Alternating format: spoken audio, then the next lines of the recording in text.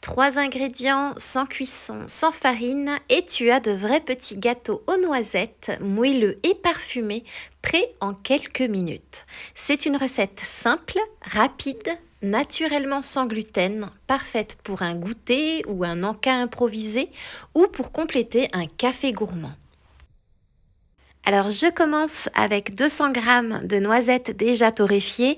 Si elles ne le sont pas, quelques minutes à la poêle ou au four suffisent pour concentrer leur parfum et apporter cette note grillée qui change tout.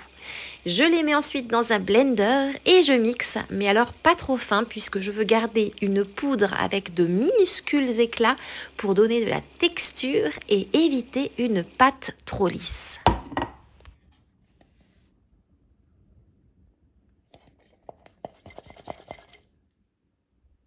J'ajoute 50 g de cacao non sucré, c'est lui qui apporte l'intensité chocolatée. Un mélange rapide à la cuillère, juste assez pour répartir le cacao dans les noisettes.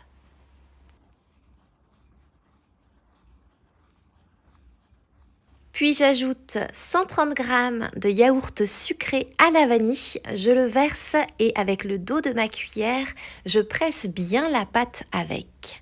Ce geste permet aux poudres de s'imprégner et à la pâte de devenir compacte et homogène. Tu vas sentir qu'elle se tient de mieux en mieux.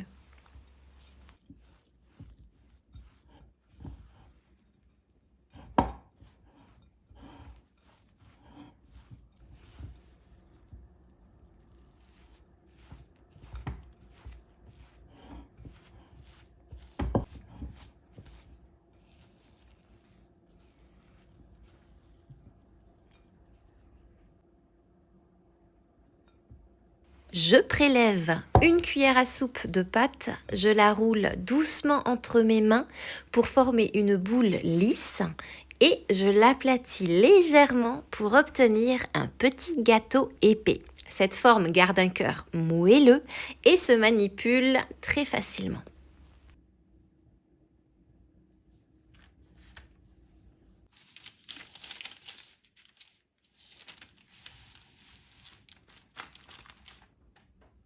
Et pour la finition, je les enrobe d'un voile très fin de poudre de noisette.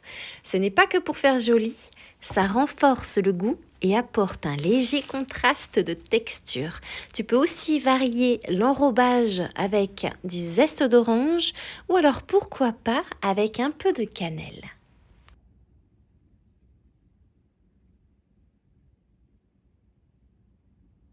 Et à partir de là, tu choisis les déguster tout de suite pour profiter du côté tendre ou les placer un peu au frais pour les raffermir. Et bonne nouvelle, ils se conservent plusieurs jours au frigo sans problème. Et voilà, tu obtiens une recette de petits gâteaux aux noisettes sans cuisson et sans farine qui allie simplicité, rapidité et gourmandise. C'est à toi de jouer maintenant et de lui donner ta touche personnelle.